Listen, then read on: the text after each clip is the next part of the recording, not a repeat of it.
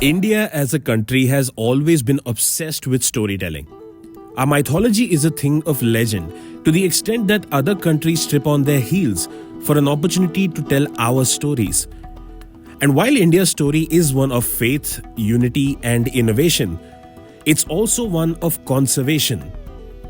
The love and protection of nature is something deeply rooted in our DNA, and there's no greater example of this than what India did to protect its national animal, the tiger.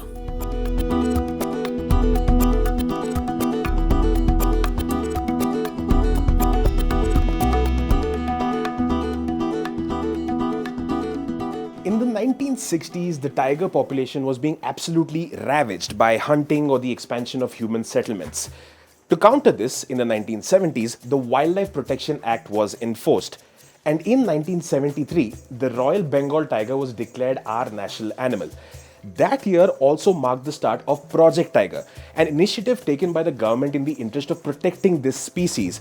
And in 2023, Project Tiger completes 50 years, with the tiger population now estimated at about 3,000, but it's probably more than that.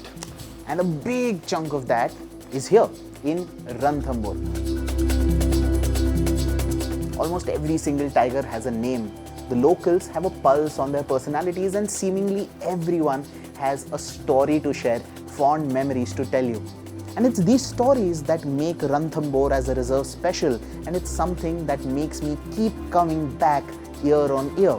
Well, not here. Here.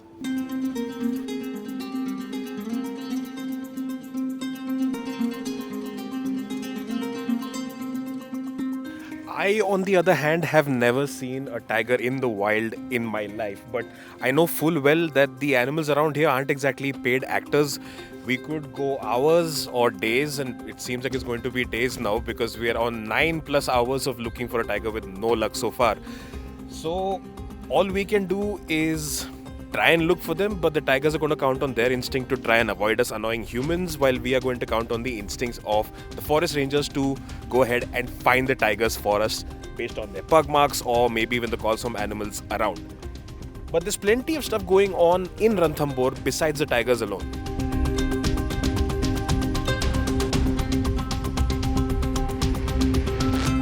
And then there are the stories, chief of which is the one about, actually quite a few, about Machli, who's known as the matriarch of Ranthambore, and that's because more than 50% of the tiger population here in Ranthambore are direct descendants of this one tigress. There are so many stories around this, but my favorite one is the one where she's fought a crocodile and won. There's also a weird poetic circle of life thing happening here, where Machli displaced her mother from the core zone only to be displaced by her daughter, and for her daughter to be displaced by Machli's granddaughter. So yeah, what goes around comes around even in the wild, I guess. And even if you don't really see a tiger or a tigress in the wild, there are plenty of these stories that the guides will tell you to keep you entertained here.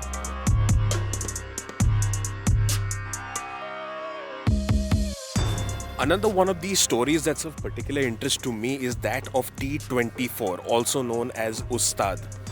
He was a particularly ferocious tiger and ruled the forests of Ranthambore for the better part of 9 years. And he became a subject of international debate.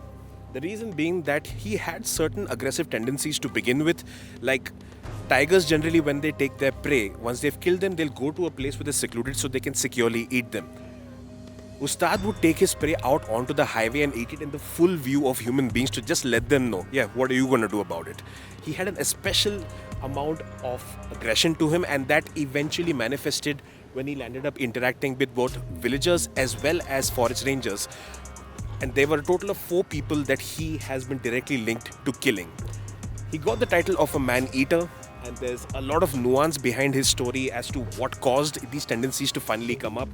Whether it was his tranquilizing for different vaccinations or treatments, his interactions with human beings, members of his clan being taken out of his territory and moved to different national parks. But whatever it is, it's one hell of a story to observe and understand how weird, how challenging, and how different the stories of tigers and human beings can be.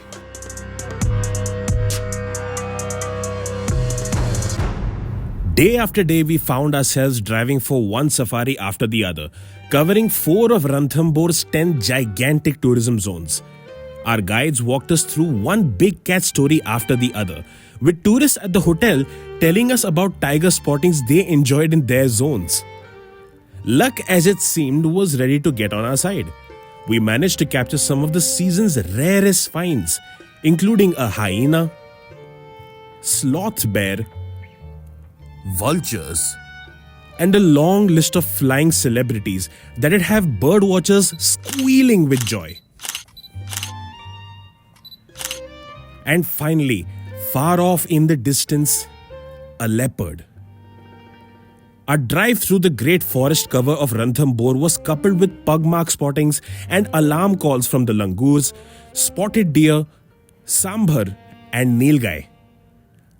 But after mentally begging and pleading with every god to let us see a tiger, it seemed we'd at most miss this cat by a whisker. I'd like to believe that the tigers spotted us and had a good laugh at our endless efforts to meet them, if only from a distance. I felt especially bad for Tushar because all 3 of my previous safaris in Ranthambore were a success. This time around, he'd have to pack his hopes of seeing a tiger along with his luggage into a car as we'd make the drive back from Rajasthan to Mumbai.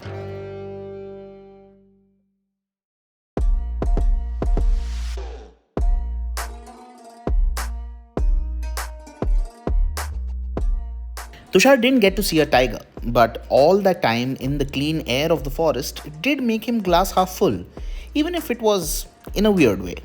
We've now spent 5 safaris and the better part of 15 hours looking for the big cat, but unfortunately to no avail. But the fact is that we came here looking for the tiger, but I think along the way we found ourselves. Cut the drama, man. You think about it this way, we had one heck of a road trip coming here. There's another one waiting for us on the way back. We saw a lot of wildlife, most of which was rarer than the actual.